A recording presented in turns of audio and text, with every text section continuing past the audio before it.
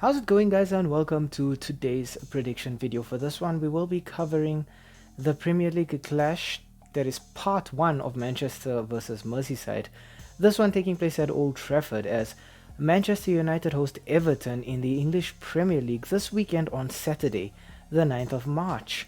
Before we go any further, guys, if you guys do enjoy the video, consider leaving behind a like, or consider even, leaving your comments or your opinions on the match down below in the comment section. Predictions, previews, things you think we may have missed out on, it doesn't matter.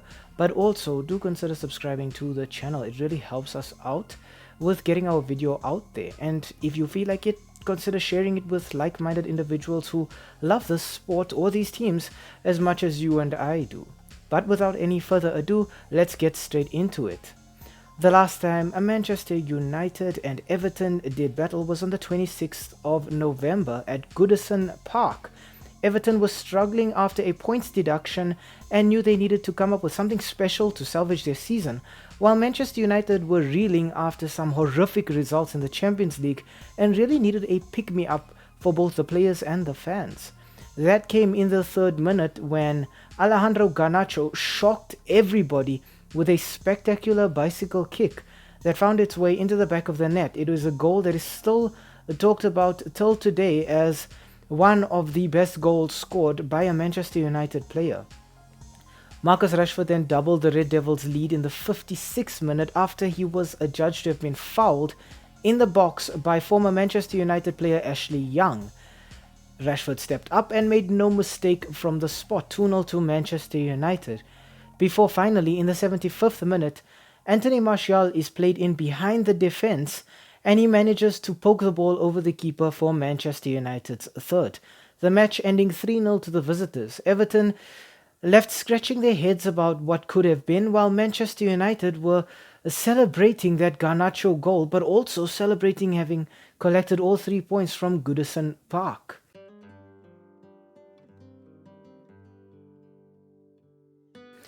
We start off our team analysis with Manchester United. The last 5 fixtures for Manchester United have ended in 3 wins and 2 losses, their last match being a 3-1 loss against Manchester City at the Etihad Stadium in the Premier League last weekend. It was a match that United started off promisingly and just sort of fizzled out towards the end.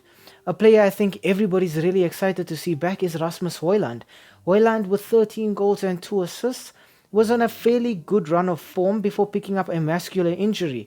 That injury kept him from participating in that Manchester derby last weekend, but I think Manchester United players and fans will be hoping that he's able to hit the ground running and just pick up back off from where he left.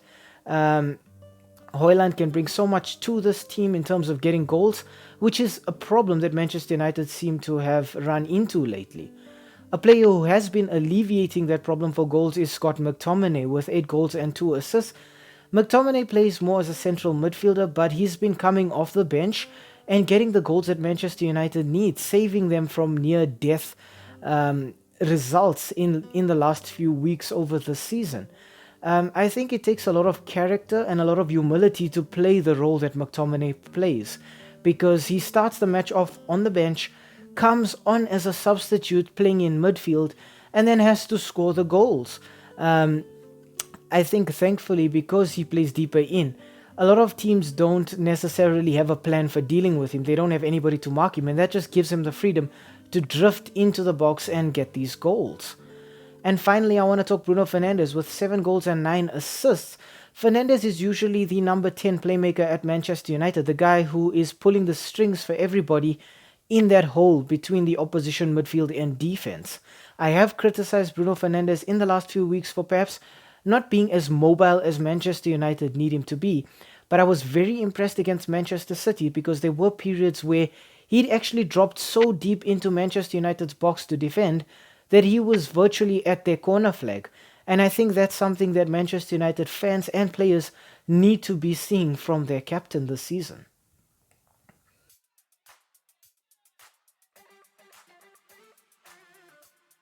Next up, we move on to the Toffees. The last 5 fixtures for Everton have not gone according to plan at all. It has been 3 draws and 2 losses, meaning the Toffees are without a win in their last 5. Their last match was a 3-1 loss at home against West Ham United in the Premier League. Everton have struggled to get goals, and they've looked to Abdoulaye Doucouré to get them these goals, with 6 goals and 1 assist. It says a lot that Everton's top scorer is a player with 6 goals right now, and to make matters worse, he's getting these goals from central midfield like Scott McTominay. The difference though is he's not being fed as much as McTominay has been fed in the last few matches. Manchester United create the chances, but Everton as well do create the chances, but everybody's just so wasteful. Everton are creating chances for players up front, and those players are not getting them. A player who's played a big role in creating those chances has got to be Jack Harrison.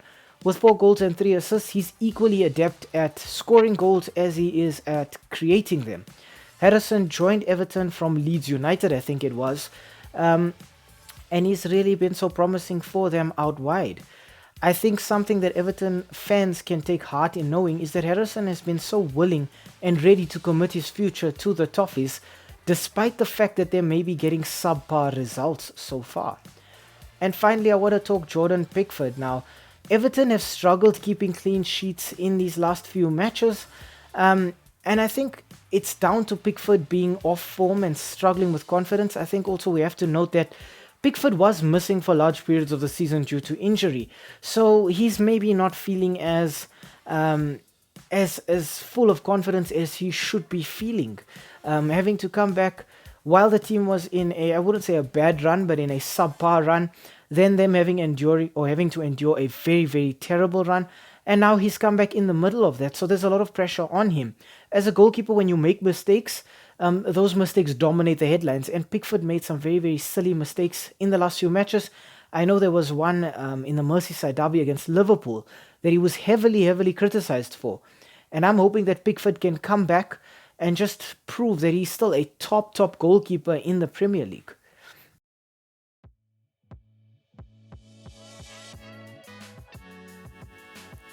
Okay, next up is the head-to-head in the S3M2 Verdict. Now, the last 5 fixtures between the Red Devils and the Toffees have ended in 4 wins for Manchester United and just a single win for Everton. So already, we can see this fixture is heavily skewed towards Manchester United. You couple that with all of the last 5 fixtures, the ones that have been played at Old Trafford, Manchester United have won those ones, so now Everton have an even bigger mountain to climb. When we look at league form and the league table right now, Manchester United find themselves 6th on 44 points, while Everton find themselves in 16th with 25 points. Meaning United are still angling for those top 4 spots, trying to qualify for the Champions League, while I think before the season is done, Everton are going to find themselves in a relegation battle. Both of these sides have one thing in common, and that is that they have misfiring strikers. On Manchester United's side, fair enough, Rasmus Højlund did pick up the mantle when it was necessary before that injury, but Rashford finally scored after a very barren period against Manchester City. Players like Garnacho and Antony and Martial as well have not found the back of the net in quite some time. At Everton, Dominic Calvert-Lewin was so terrible this season that Everton had to actually go out and get Beto from, I think it was Udinese in the Italian Serie A, to get a striker in who can at least get some goals or pose some threat going forward. Calvert-Lewin really needs to step up as soon as possible. For United, I think Antony needs to be shipped out. I don't think Antony brings anything to the side. I think he's just wasting his time and Manchester United's time right now, the longer he stays at Old Trafford. In terms of conceding, both of these teams are struggling at the back right now. In those last 5 matches, Manchester United may have scored 7, but they also conceded 7. And then if you look at Everton, they conceded 9 in those last 5 matches. But what's worse is they only scored 5. That is a problem because, as I said earlier, they're creating the chances, they're just not putting them away. Both of these teams up front have major issues, but I think Manchester United come into this one a little bit better because their midfield and their defense and their goalkeeper right now are performing really well. Onana has been responsible for a lot at Old Trafford or the season, both the good and the bad. When he arrived at Manchester United, he committed some really terrible mistakes, and he had to bear the brunt of the responsibility for them dropping points, for some terrible performances. I think that Galatasaray one in the Champions League is the highlight one. But in recent weeks, he's also, I think, a large part of why they've managed to get some good results, pulling off fantastic saves that he has no right pulling off. At the Etihad last weekend, things could have been much worse, I think, if they had anybody else between the sticks. So Onana's finally starting to come to the party. I think Onana performs best when Maguire is playing in front of him, and Maguire's been out injured for the last few weeks as well, so hopefully he can come back and just provide some stability to Manchester United's defense. But I think that's why Manchester United come in as favourites here, and that's why I'm actually going to give Manchester United the win here. I think Manchester United score goals here, but I don't think they concede. In fact, I think I shouldn't phrase it that way. I shouldn't say Manchester United don't concede. I should say Everton do not score. I think Everton are just misfiring. They're struggling with goals right now, and I think that continues against this Manchester United side that seems to be a little bit more tactically sound at times. You know, you have midfielders who can keep things stable and solid there in the center of the park. Guys like McTominay and like Casemiro. Casemiro also posing a massive threat from set pieces. And that's why I think Manchester United score 2 here and don't concede, at least 2. I think the Red Devils get it sorted, but I think 2 is likely. I think 3 is possible, but I think 2 is more likely. So for my final result here, I'm gonna go with Manchester United 2, Everton 0. Everton just having a mountain to climb, playing at Old Trafford where they're not really getting results in the last few times that they visited there, but also reeling from just having conceded so many goals in their last 5 matches. And also not performing for their fans right now. I think after Everton was smacked with that points deduction, the onus was on them to come up and prove that they can still perform week in and week out on the pitch and make up that deficit, and they just have not. Whereas with Manchester United, I think it's been a mixed bag of results. Sometimes they play really well, other times they don't. Against City, having scored the opener in that match through Marcus Rashford, but then having shipped 3 goals says a lot. I don't think United are shipping any goals against Everton, and that is again why I think the final score here is going to be Manchester United 2, Everton 0.